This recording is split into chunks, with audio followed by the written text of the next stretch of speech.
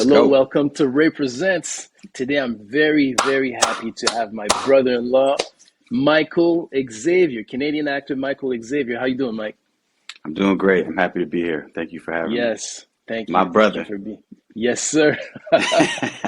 Listen, how you doing? How's it going in LA? How are things going? It's been flooding here a little bit. A lot I of rain the know. last couple of weeks, but this is winter in LA. I'll take it. Hey, if I show you outside after this conversation, You can keep the snow. you can. Yes, exactly. Basically. So listen, Mike. What inspired you to pursue an acting career? Acting, acting was something that I wasn't really crazy to get into at first. I never did theater in high school like a lot of actors that I've met throughout my career.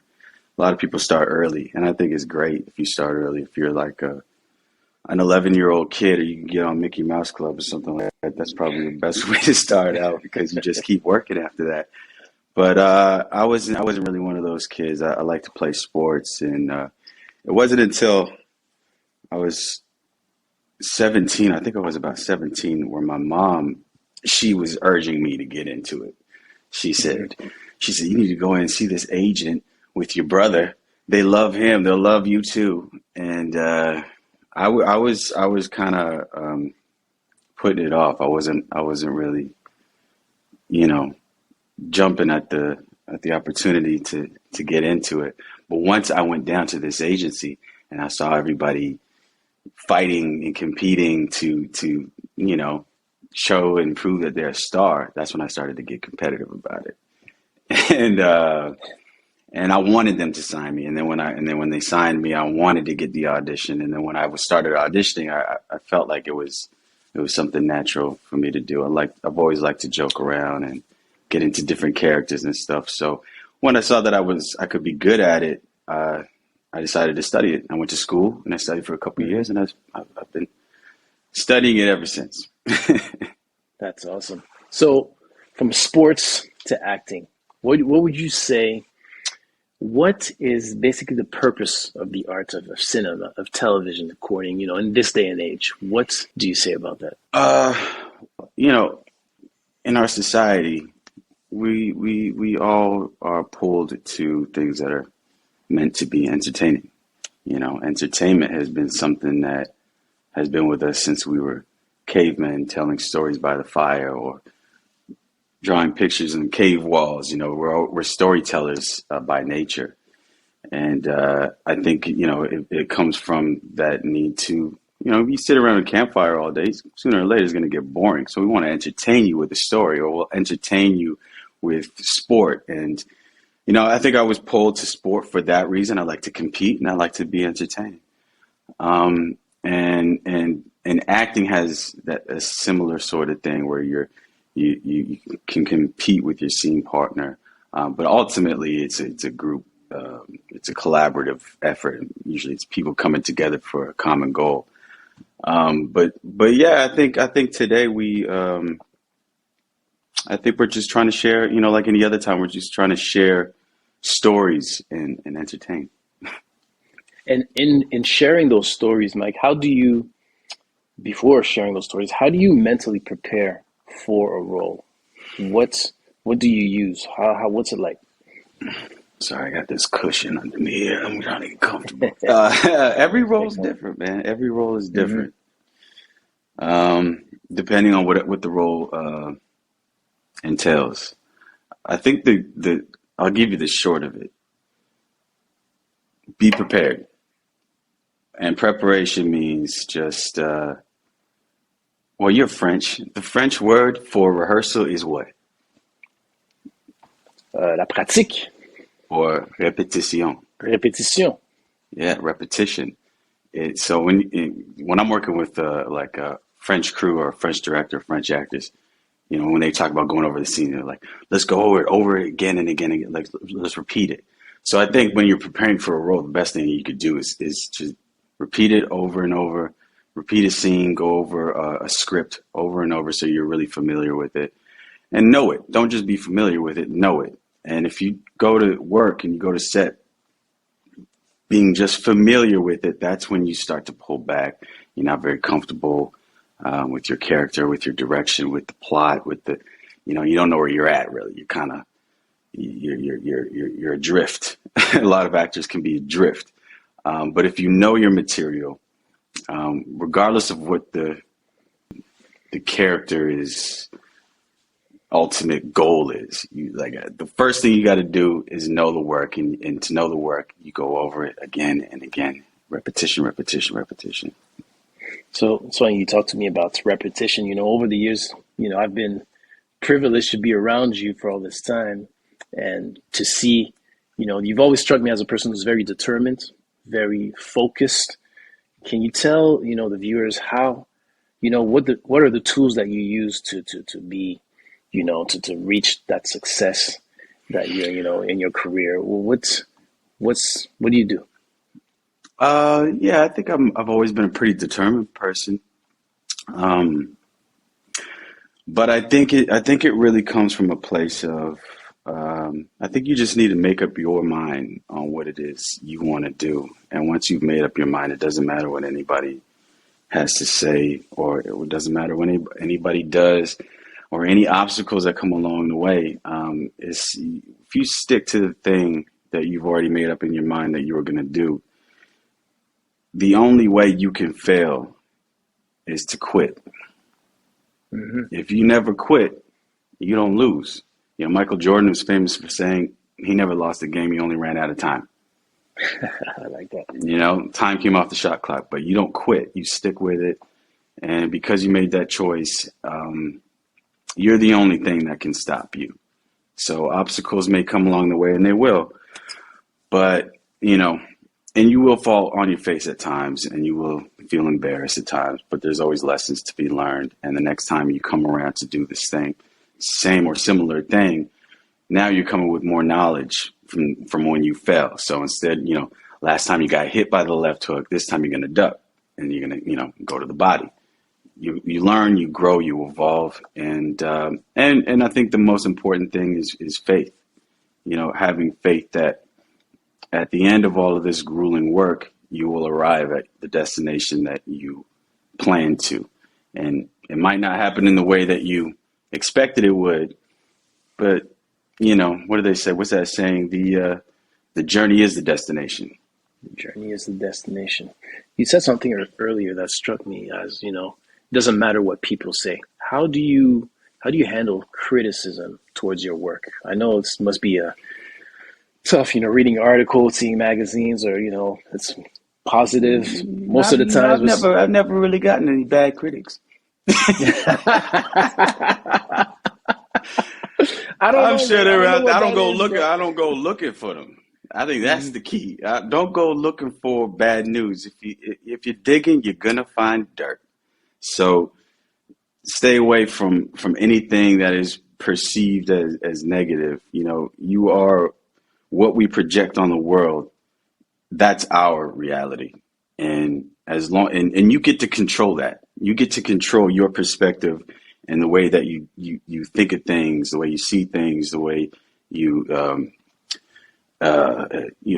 figure out the issue, figure out the problem, crack the code. That's up to you, and the way you choose to look at things. So I don't think of critics, and I don't watch my movies very often either. What I like to do is, like I said, I studied this stuff. I went to school for it, and I went from a dream, a pipe dream, to it starts to manifest slowly around you, and then as it does, you realize that your bag is getting, like, you got a bigger bag of tricks, a bigger bag of like understanding. And I think what was your ultimate question again? Well, basically, how basically do you handle critics, and so this is what I'm getting at. So when you're learning and you're studying a craft, I think the joy that you get out of it is doing it. I like to play music. I like to paint. the joy of it is doing it. It's not so much looking at the painting or listening back to what I just played on the piano or something. It's more about like just the expression. So when I'm on set and working with directors and these talented actors and these amazing crews, it's more about that interaction. It's more about just being in that moment. And when it's done, that's when the editors get involved, and that's when color correction and all that. It's a whole other process. What you see on the screen, I think I heard Johnny Depp say one thing. Johnny Depp said, "Well, what you see on the screen, it has nothing to do with me. It's the experience of what I was doing there on set. That was the moment. That's the moment." Well, okay. So, Mike, you recently got married. Congratulations. Yeah. Married to Bria Murphy, the owner of an art gallery, Artist, if I'm not mistaken. Artist Gallery. Artist Gallery. And also the daughter of iconic actor Eddie Murphy. Yes. How has married life transformed you as a person and as an actor? Yeah, married life, getting married changes you from the standpoint of, before you commit to somebody on that level, you're pretty much, it's you. You're looking out for you. And then when you come together, now you got to watch this other person's back. And, it inspires you to want to go out and, bring the kill home and all that sort of thing and get wins together. And then, with time, a family grows and you got other people you got to look out for. So I think that's the, and it's joyful. It's a lot of fun. This is a really cool new phase of my life that I've been relishing in. I'm trying to be the best husband possible, and so far, well, you'll have to hear from her, but so far, I'm having a great time. Good for you, man. Good for you. So listen, what advice would you give a young Canadian who sees you, guy from Ottawa, and then he, worked his way up and now he's in LA doing magnificent things? What advice would you give to that young person? It's a long journey. It's a long journey. And I think what I meant by that when I wrote that down was, don't get too high, don't get too low. Sometimes you feel like the industry's beating you up or you haven't landed a job or, and it can be tough. Don't get too low. Don't get down on yourself and don't think it's not about feeling like you're losing. And again, losing it's a state of mind. It's not reality. Or feeling like, you're not getting a break. That's a state of mind. If you feel that way, force yourself to feel another way. Force yourself to get out of that. Control what you can. Don't get too high. Don't get too low because, you get low and then you land a job. And then all of a sudden now you might over-identify with that job and you feel like, oh, I've made it. Now I've had these moments. I've had moments where I was like, oh, I made it. I'm out. I was working at a restaurant and working at a great restaurant in Toronto, busy spot. But I was always, you work in these long hours and you go home and you learn an audition and you hope that you land it and you don't, and you don't, and you don't, and you don't. And then you do, and you're like, I made it, I'm out, peace. And you shoot the thing, and you think, this role is going to take you to the next role and you'll never have to work a regular job again. But then the money dries up and I've gone back to the job. I'm like, hey, you think I can get a shift this Friday? I'm like, Mike, you don't work here anymore. It's been months. I see you in this movie last week. Yeah, so don't get too high, don't get too low. You got to ride it down the center and just appreciate the journey. I find it fascinating for actors, that it's not everyone who's able to basically, handle those highs and lows. And, the more I have these conversations with, people who's reached success like you and others, they're all very determined. And the one thing that most of you have in common is like they don't see there's no plan B. No. And I love that, and it's a good example to the rest of us, who are still stuck in the matrix. Yeah, well, just when I was starting out, there was a lot of that. There was a lot of, I don't care. Well, you make sure you have a plan B because that's a tough racket. And yeah, I've heard that too from a lot of the extremely successful people. They never really considered doing something else because the second you start considering failure, like I said, it's your perception. So if you're perceiving failure, then you failing. But if you don't see the possibility of this failing because you will not accept failure because you can't beat me. The clock can just run out. And that goes back to this point where it's like, even in life, if you're going after this thing, I don't know, you want to be one of the great, you want to land a spot in one of the great orchestras in the world, and you working your whole life, day after day after day after day, trying to get to that thing.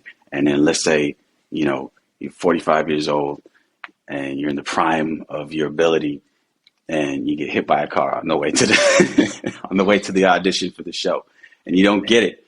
He didn't fail. He didn't fail. He still wins. Failure is a perception. You don't need plan B. You need to stay focused, and you need to go after the thing that you want. Love the message. I love the message. So listen, you're an actor. What is the difference between basically, film or show? And do you have a preference as an actor? Do you have, a comfort zone where you're like, you know what? This is theater. I'd like to do theater. I'd rather do television or movies. What's the process for those of us who aren't, too familiar with? Well, they say if you operate out of your comfort zone, and especially in this industry, that's like suicide. You got to get out of your comfort zone, and oftentimes you're often called to get out of your comfort zone. I'm always out of my zone of comfort.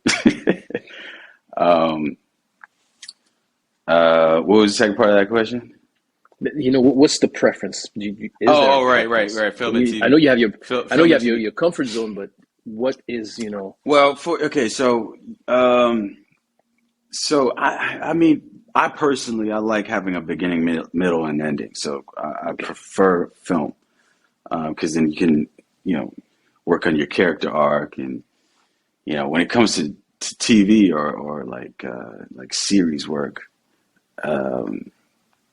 A lot of the time when you're in season one, you have no idea where you're ending up. So you're trying to just focus on what your arc is for that season and trust, like I was talking about earlier, the what do you call it? The synergy or, the working together with everybody. There's a lot of moving parts, and, there's the writer who creates the thing. There's the director who slaves over the idea of what it could be, and then it gets to the actor's imagination of how to bring this character to life.